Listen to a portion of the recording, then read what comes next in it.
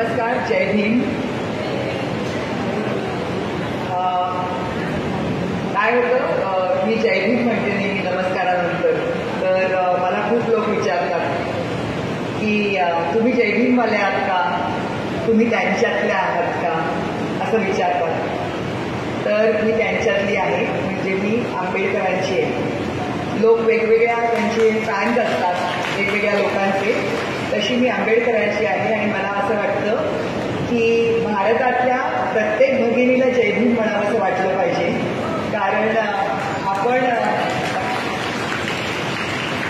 आपण सर्व जनवादी महिला संघटनेच्या कार्यकर्त्या कॉम्रेड्स आहात. मला वाटतं जनवादी जे लोकशाही आणि माणूस म्हणून आपल्याला एक दर्जा आहे असं मानून महिला संघटन चालवणारे लोक समानतेवर आधारित समाज बघण्याचं स्वप्न, आधारलेला समाज असावा असं स्वप्न बघणाऱ्या महिला ह्या प्रथम माणूस आहेत ह्याची आठवण करून देणारी ही संघटना.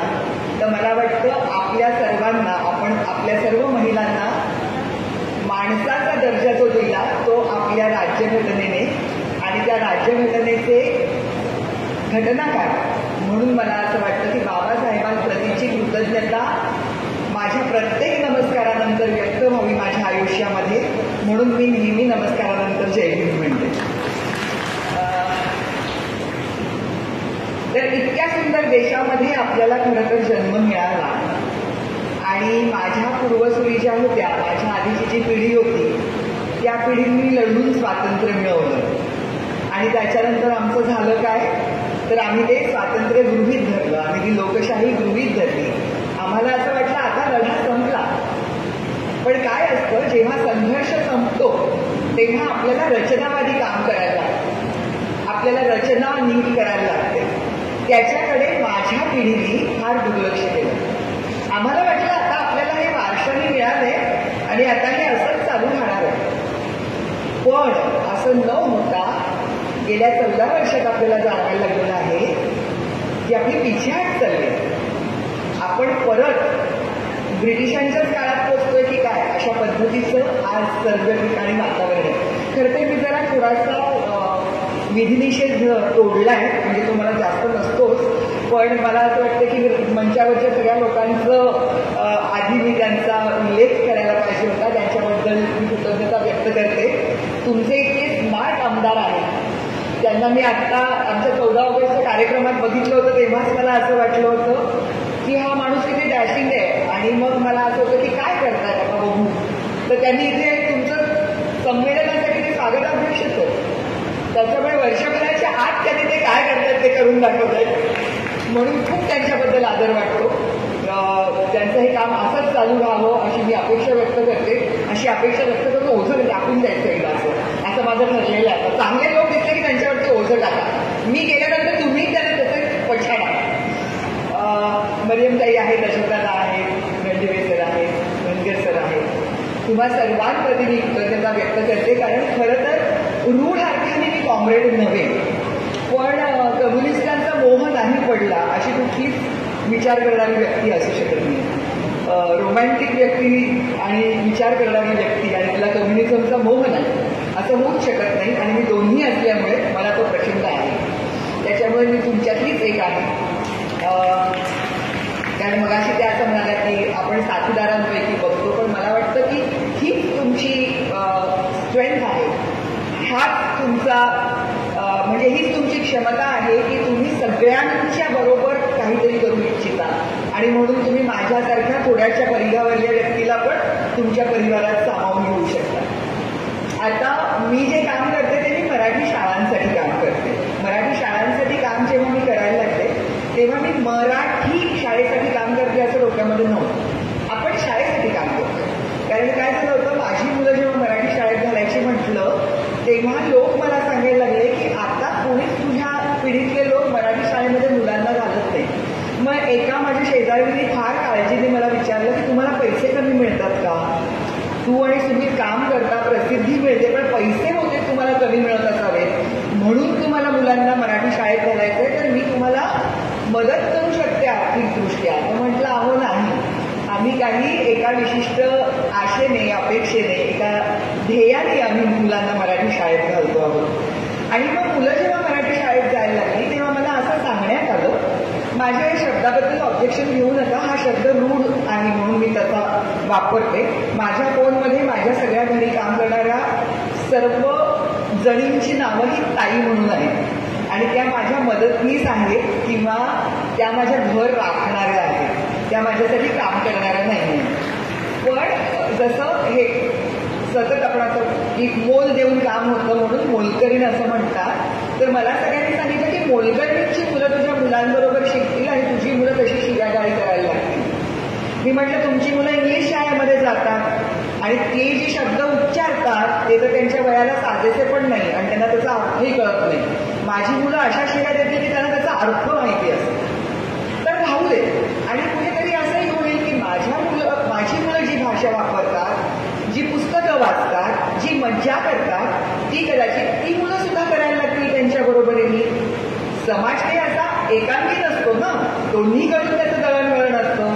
त्याच्यामुळे होऊ देत काय व्हायचं ते बघू आपण, असं म्हणून मुलं जायला लागली.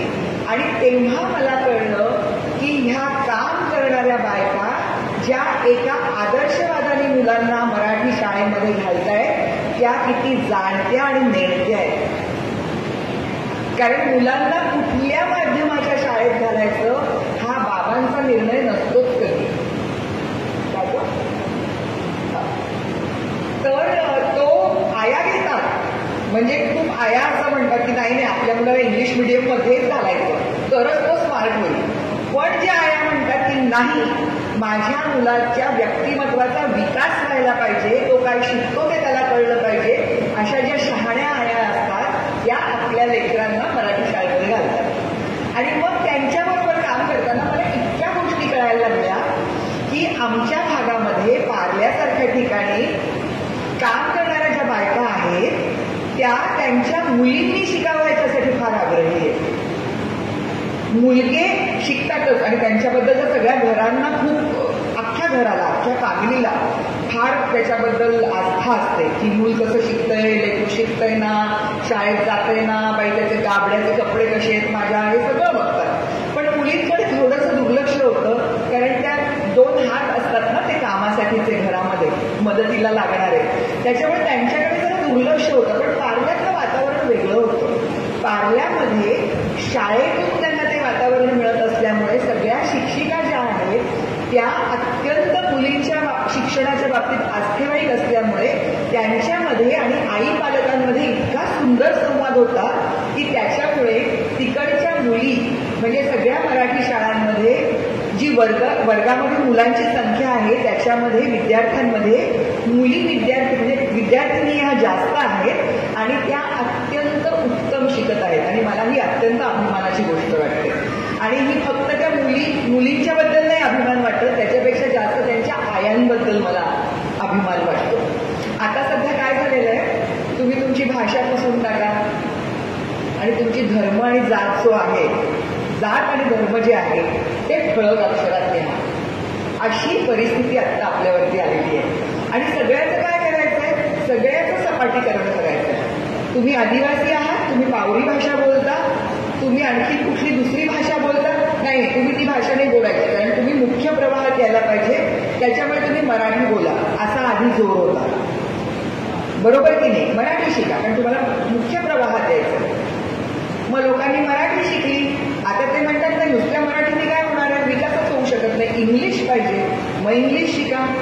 इंग्लिश शिकली, आता म्हणतात नाही लेकरांनी 6व्या वर्षीपासून हिंदी शिका किंवा तिसरी भाषा शिका. आपण खायचं काय, आपण घालायचं काय, आपण बोलायचं काय आणि आपण विचार सुद्धा कुठला करायचा आणि विचार मांडायचा कुठला, ह्याच्यावरती सुद्धा आता पहारे बसलेले.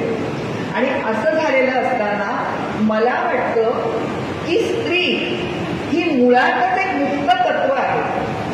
त्याच्यामुळे तिने जर प्रयत्न केला नाही आणि तिने जर आता कंबर कसली नाही तर या समाजामध्ये बॅलन्स येणं अत्यंत कठीण आहे. मी तुम्हाला ना एक कवितेतली गोष्ट सांगणार आहे, गोष्टीतली गोष्ट सांगणार आहे. ती कवितेतली गोष्ट अशी आहे की एक श्रीमंत माणूस असतो आणि त्याच्या घरी एक गवळण रोज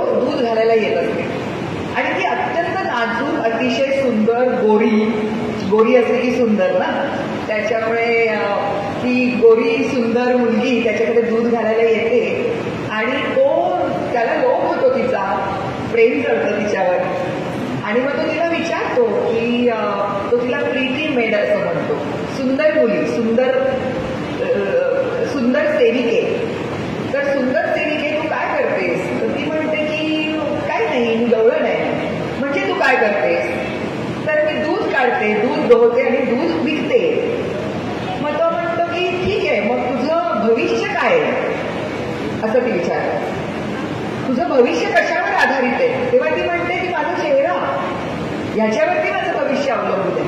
म्हणजे काय की मी सुंदर असेल, मी कोवळी तरुणी असेल तर मला एक चांगला नवरा मिळेल आणि मला एकदा चांगला श्रीमंत नवरा मिळाला की माझं आयुष्य सुखाने व्यतीत होईल. आणि मग तो तिला विचारतो की तू माझ्याशी लग्न करशील का? तर तेव्हा ती लाजून म्हणते की मला माझ्या वडिलांना विचारायला पाहिजे. आणि मग ती परिकथेसारखं आहे की मग तिचं ते लग्न होतं का नाही त्याच्याबद्दल कधी आपल्याला काही सांगत नाही. आणि did she live happily ever after, नंतर सुखात ती नांदली का ह्याच्याबद्दल पण कवी आपल्याला काही सांगत नाही. कादंबरीकार जबाबदारी घेतात, कवी घेत नाही. ते नाजूक असतात ना, ते जबाबदारी घेत नाहीत फार. तर त्याच्यामुळे ही अशी गोष्ट आहे. पण आताचे दिवस आहेत का असे की माझी मुलगी सुंदर आहे, माझी मुलगी तरुण आहे, नंतर तिचा पाय घसरेल म्हणून तिचं शिक्षण बंद करते आणि आत्ताच तिला उजवून टाकते, म्हणजे ती तिच्या घरी जाईल आणि मग तिचं काय व्हायचं ते होईल. तुमचं घर जर तिचं नाही तर ते नवऱ्याचं घर तिचं कसं होईल? तर ते असं नसतं. आता दिवस बदलले. आता माझा चेहरा हे माझं फॉर्च्यून आहे, माझा चेहरा हे माझं भाग्य आहे, माझं स्त्रीत्व जे आकर्षक असेल कदाचित पुरुषाला आकर्षित करण्यासाठीचं, ते माझं भाग्य आहे असं म्हणायचे दिवस संपले. आता माझं भाग्य माझ्या मनगटात आहे, आता माझं भाग्य माझ्या विचारात आहे. आणि ते विचार कसे होतील सुस्पष्ट, त्याला दिशा कशी मिळेल, ते कसे विकसित होतील, तर ते फक्त आणि फक्त शिक्षणाने होतील. आपल्याला बाबासाहेबांचं वाक्य माहिती असतं कारण आपण ते कुठेतरी भिंतीवरती वाचलेलं असतं. शिका, संघटित व्हा आणि संघर्ष करा. त्यांनी उलट नाही केली ती उतरंड. ते असं नाही म्हणाले की संघर्ष करा, संघटित व्हा आणि शिका, असं नाही म्हणाले. पहिली पायरी ही नेहमी शिक्षण हीच आहे. ज्योतिबा फुले पण म्हणाले तृतीय रत्न असं म्हटलेलं आहे त्यांनी शिक्षणाला. ह्या जर हिरा तुमच्या हातात असेल तर त्याच्या इतकी मोठी संपत्तीच तुमच्याकडे नाही.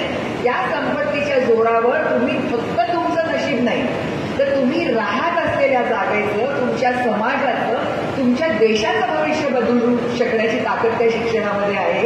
त्याच्यामुळे ते शिक्षण जर तुम्हाला घेता आलं नसेल परिस्थितीमुळे, तर माझ्या वाटेला जे आलं तेच माझ्या मुलाच्या वाटेला यावं असं नाही ना.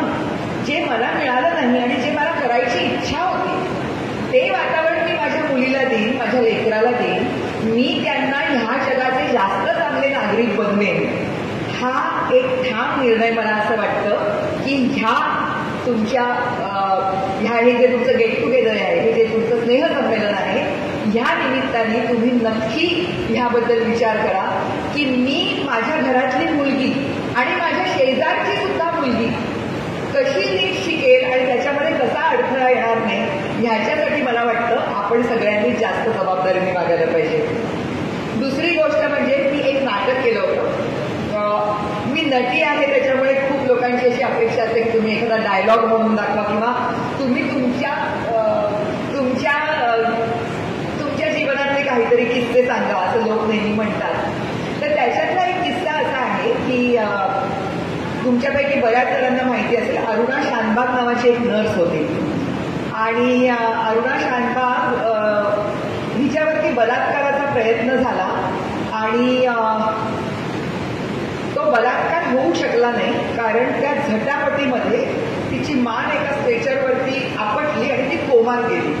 ती कोमात गेल्यानंतर त्याला असं वाटलं की जे शरीर निष्क्रिय आहे त्याचं काय करायचं, तरी बलात्काराचा प्रयत्न केला पण तो झाला नाही यशस्वी. आणि त्यानंतर मग त्याच्यावरती ती हाफ मर्डरची केस लागली कारण तिचा मृत्यू झाला नाही, ती कोमात होती आणि बलात्कार घडला नाही. त्याच्यामुळे तो पूर्णतः न कायदा पण कसा असतो बघा, बळवाटा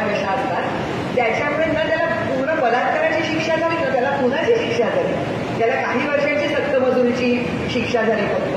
पण ही बाई जवळजवळ 32 वर्ष, 32 नाही जास्तच वर्ष मला वाटतं, किती 40 वर्ष ती त्या KEM मध्ये होती.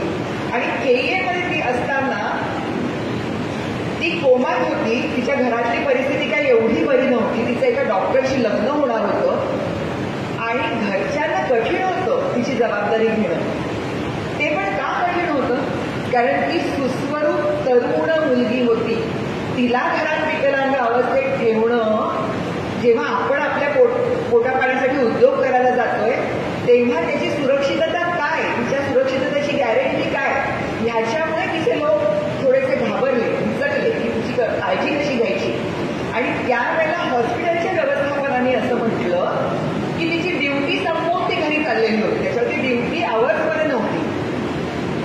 त्याच्यानंतर त्यांनी जे ठरवलेलं होतं की इथे नर्सेसनी कपडे बदलावेत आणि जावं, ती जागा खूप दूर होती. म्हणून तिने जी जागा शोधली होती कपडे बदलून घरी जायला, जे सगळ्याच नर्सेस करायच्या, ती जागा पण आम्ही त्यांना डेसिग्नेट केलेली नव्हती.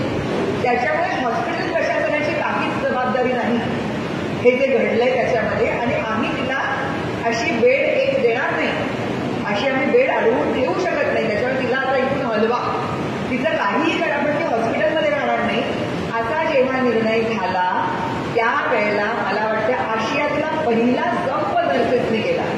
आणि त्या सगळ्या नर्सेस एकत्र आल्या. आपल्या भारतीय संस्कृतीमध्ये बंधुभाव हा शब्द सतत वापरला जातो.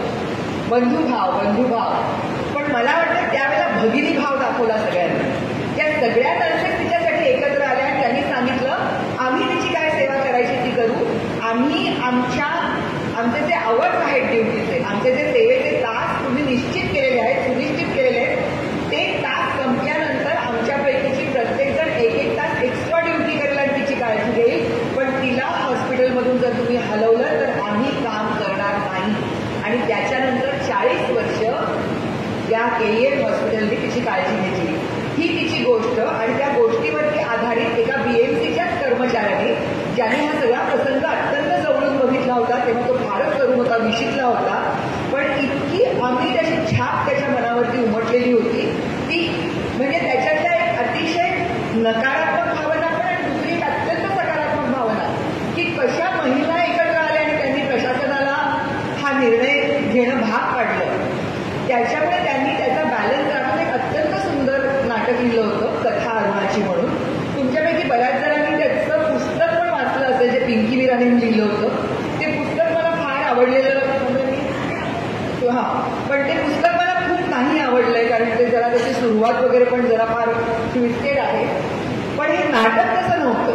आणि ते नाटक करत असताना मी अरुणा शानबागची भूमिका करायचे, तर नायन हॉस्पिटलमधल्या, सायन हॉस्पिटलमधल्या, KEM हॉस्पिटलमधल्या नर्सेस 25-25, 30-30 नर्सेस ग्रुप करून यायच्या नाटक बघायला.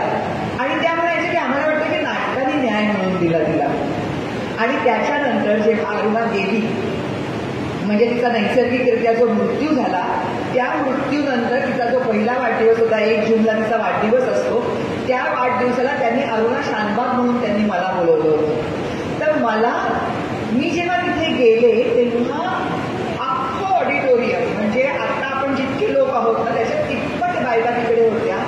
ज्या रिटायर झालेल्या नर्सेस आहेत त्यांच्यापासून ते ज्या इंटर्न्स आहेत, ज्या आता नर्सेस होऊ घातलेल्या आहेत, त्या प्रत्येकीच्या डोळ्यामध्ये पाणी होतं. आणि इतका मोठा जथा तिकडे आला होता. आणि त्यावेळेला मला वाटलं की ही जी संवेदनशीलता आहे, हा जो भावनेचा ओलावा आहे आणि त्याच्यातून कर्तव्याची जाणीव अधिक तीव्र होते, हे बायकांच्या बाबतीत जास्त शक्य आहे. त्याच्यामुळे मला असं वाटतं की we will always be the better half.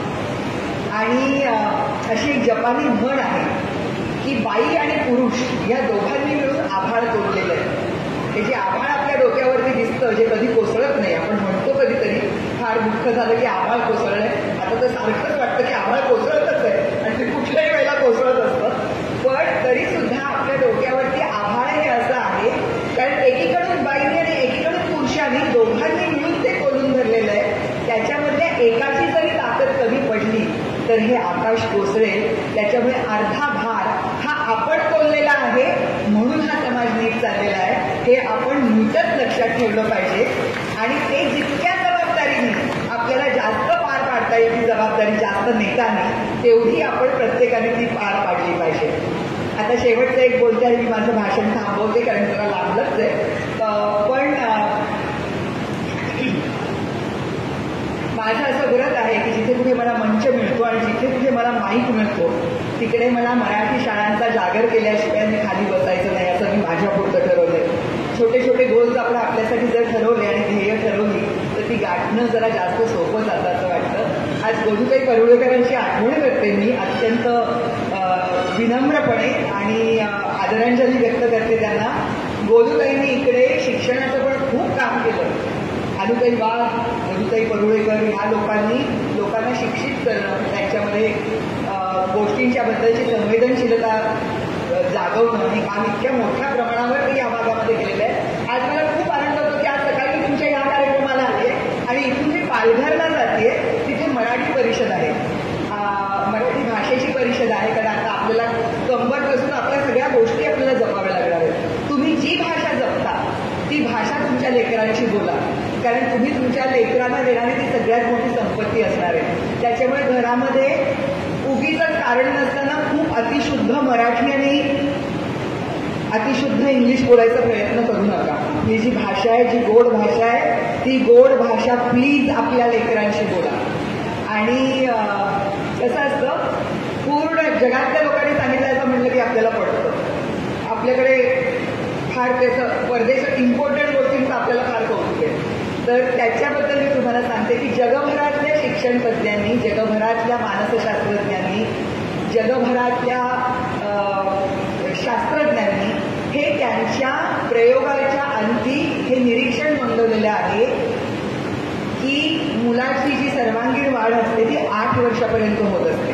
8 वर्षापर्यंत मूळ जे ग्रास करतं, जे ग्रहण करतं, ते त्याच्या वाढीसाठी, व्यक्तिमत्वाची जडणघडण होण्यासाठी फार आवश्यक असतं. आणि अशा वेळेला तुम्ही त्यांना खूप भाषांमध्ये जर गुंतवून ठेवलं, त्याची गडबड गोंधळ करून दिला तर ते कधीच सरळ विचार करू शकत नाही. आपल्याला दुर्दैवाने ही मधली पिढी सगळी अशी मिळाली आहे की त्यांच्या विचारांचा जो गोंधळ आहे आणि त्याच्यामुळे जे आपल्याला भोगायला लागतंय ते त्या भाषेत शिकले नाही आहेत म्हणून झालं. त्यांचं स्वतःच्या भाषेवर, संस्कृतीवर प्रेम नाही. संस्कृती म्हणजे अशाच मुंडावळ्या बांधायच्या आणि हे 5 परतावणं असंच करायचं आणि मुंजच करायची आणि यज्ञच करायचा म्हणजे संस्कृती नव्हे. तर संस्कृती म्हणजे आदरातिथ्य करायचं, दुसऱ्याला मान द्यायचा, प्रत्येक माणसाचं वेगळेपण बघून त्याच्याबद्दल आदर राखायचा आणि स्वतःचं वेगळेपण जपायचं. ही संस्कृती असते, ही भारतीय संस्कृती आहे. ह्याचा सगळ्यांना विसर पडलाय. पुन्हा एकदा लोकांना संविधान शिकवायची गरज आता आपल्याला पडलेली आहे. पण ते संविधान सुद्धा जर आपल्याला समजावून घ्यायचं असेल तर ते इंग्लिशमधलं आपल्याला समजेल का? ती भाषा पटकन जर वाचली तर, ती मराठीत सांगितली तर ती आईच्या भाषेत सांगितलेल्या गोष्टी आपल्याला नीट कळतात. खूपदा बाबांनी ओरडाआरडा करून सांगितलेल्या गोष्टी कळत नाही, आईच्या मवाळ स्वरातच कळतात, कारण तो मातृभाषेचा स्वर असतो. त्याच्यामुळे आपल्या मुलांना कृपा करून आपल्या भाषेपासून तोडू नका. आवर्जून आपली भाषा आपल्या घरामध्ये बोला, तिच्याबद्दलचा अभिमान बाळगा, तिच्यातल्या सुंदर सुंदर गोष्टी आपल्या मुलांना सांगा, लिहून ठेवावं तर त्यांच्या लक्षात राहणार नसतील तर. मुलांना तुमच्या भाषेच्या जवळची जी भाषा आहे, जी परिसराची भाषा आहे, महाराष्ट्रातली भाषा आहे, ती मराठी आहे. त्याच्यामुळे मातृभाषा आणि परिसर भाषा यांच्यामधली एक भाषाच त्यांच्या शिक्षणासाठी निवडा. इंग्लिश ते नक्की शिकतील, कारण ती फक्त एक भाषा आहे. एकदा त्यांना सुंदर विचार करता यायला लागला की ते कुठल्याही भाषेमध्ये ते विचार भाषांतरित करू शकतील, याच्याबद्दल विश्वास बाळगा. मराठी शाळांसाठी, मराठी भाषेसाठी, मराठी संस्कृतीसाठी, स्वतःच्या संस्कृतीसाठी, स्वतःच्या कल्याणासाठी सदैव कटिबद्ध राहा. ह्याच मी तुम्हाला सदिच्छा देते आणि माझं भाषण संपवते.